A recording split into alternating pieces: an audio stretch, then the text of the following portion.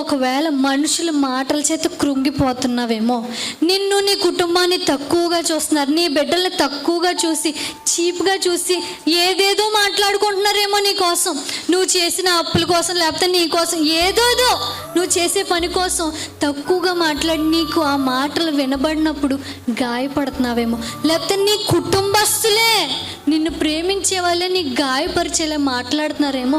దేవుడు నీ హృదయాన్ని బలపరచడానికి ఈ మాట చెప్తున్నాడు. ఏమన్నా తెలుసా? నోటి మాటల చేత కలిగే నొప్పి నీకు ఉంది కదా, ఆ నొప్పి నీకు కలగకుండా నేను వచ్చి అడ్డుపడతాను, నీకు బలం ఇస్తాను. నిన్ను గాయపరిచిన ప్రతి మాటని నీ గాయం అవ్వకుండా నేను నిన్ను బలపరచిపోతున్నాను. వాళ్ళు ఎన్ని తిట్టినా సరే నీకు ఏమీ అనిపించకుండా పోన్లే పర్లేదులే అనే విధంగా దేవుడు నీ హృదయాన్ని బలపరచబోతున్నానని